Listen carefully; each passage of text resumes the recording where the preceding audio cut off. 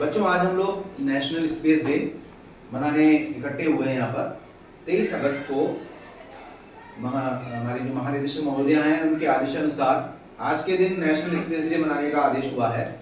हमारा जो अंतरिक्ष अनुसंधान केंद्र है इसका नाम है इसरो, यानी भारतीय अंतरिक्ष अनुसंधान केंद्र। भारत की राष्ट्रीय अंतरिक्ष एजेंसी है जिसका मुख्यालय कहाँ है? बेंगलुरु में है। और इसका गठन 15 अगस्त 1969 को हमारे वैज्ञानिक डॉक्टर विक्रम साराभाई के नेतृत्व में हुआ था, जो भारतीय अंतरिक्ष कार्यक्रम के संस्थापक माने जाते हैं, या उन्हें हम इसका पिता भी कहते हैं। ठीक है ना। इसरो का मुख्य उद्देश्य अंतरिक्ष विज्ञान अनुसंधान, ग्रहों की खोज और राष्ट्रीय विकास के लिए अंतरिक्ष प्रौद्योगिकी का उपयोग करना होता है। साथ ही इसके मुख्य उपयोग क्या हैं? जैसे राष्ट्रीय विकास, इसरो शिक्षा, कृषि संचार, मौसम पूर्वानुमान, आपदा प्रबंधन और रक्षा जैसे क्षेत्रों में अंतरिक्ष प्रौद्योगिकी का उपयोग करना। साथ ही साथ तकनीकी विकास में सुदूर संवेदन और संचार उपग्रहों का विकास और प्रक्षेपण करना। अंतरिक्ष अन्वेषण, इसरो वैज्ञानिक अनुसंधान और ग्रहों की खोज के लिए अंतरिक्ष यान और उपग्रहों को लॉन्च करता है। साथ ही साथ चंद्रयान और मंगल मिशन को भी इसके द्वारा ही देखा गया। चंद्रयान 1, चंद्रयान 2, चंद्रयान 3 की तैयारी चल रही है। आप लोगों ने देखा है कि चंद्रयान हमारे इसरो संस्थान द्वारा चंद्रमा पर भेजा जा चुका है। और एक सबसे बड़ी जो अंतरिक्ष केंद्र है, अंतरिक्ष का जो कह सकते हैं जो रॉकेट लॉन्च करने के लिए अमेरिका का केंद्र है, जिसे कहते हैं नासा। तो नासा या रशिया या चीन के जो अंतरिक्ष अनुसंधान केंद्र हैं, उससे भी सबसे ज्यादा सस्ता जो कार्यक्रम है वो इसरो के द्वारा बनाया गया है, जिसके द्वारा चंद्रयान को चंद्रमा पर प्रक्षेपित किया गया। सबसे पहले 1962 में इसरो को बनाने का जो विचार था वो डॉक्टर साराभाई, विक्रम साराभाई जी ने किया था।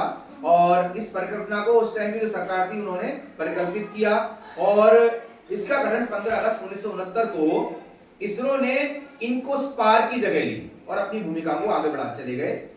इसरो की स्थापना का मुख्य श्रेय डॉक्टर विक्रम के साराभाई को दिया जाता है, जो भारतीय अंतरिक्ष कार्यक्रम के जनक हैं।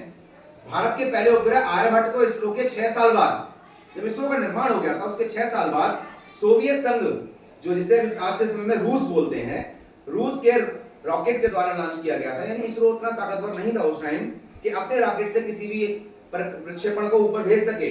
तो उस टाइम रूस ने हमारी सहायता की थी। और इसरो अपनी लागत वाली अंतरिक्ष परियोजना के लिए जाना जाता है, यानी कम से कम लागत में अच्छा काम करने का इसरो का कार्य है। ठीक है। इसी क्रम में आज हमारे माननीय प्रधानमंत्री जी के द्वारा एक परिकल्पना लॉन्च की गई और उसी को नेशनल स्पेस डे के रूप में मनाया गया है, जिसकी वीडियो आपके सामने प्रदर्शित है। मंगलयान की सफलता ने, चंद्रयान की सफलता ने, गगनयान की तैयारी ने देश की युवा पीढ़ी को एक नया मिजाज दे दिया है।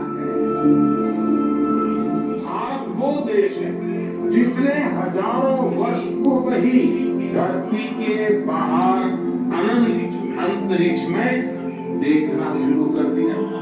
हमारे यहाँ सदियों पहले अनुसंधान परंपरा के आर्यभट्ट, ब्रह्मगुप्त, वराहमिहि और भास्कराचार्य जैसे ऋषि मनीषी हुए।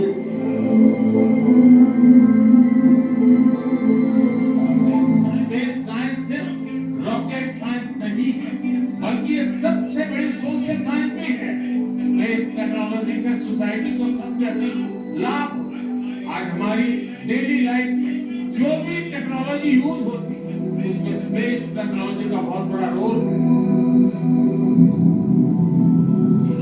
आने वाले 10 वर्षों में भारत की स्पेस इकोनॉमी 5 गुना बढ़कर $44 बिलियन तक पहुंच जाएगी। स्पेस के क्षेत्र में भारत एक बहुत बड़ा ग्लोबल कॉमर्शियल हब बनने जा रहा है।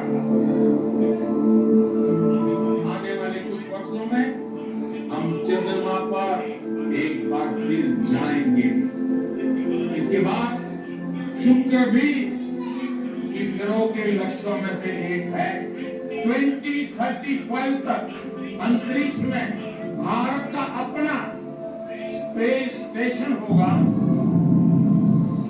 इसी अमृतकाल में भारत का एस्ट्रोनॉट भारत के अपने रॉकेट से चंद्रमा पर भी उतरकर दिखाएगा।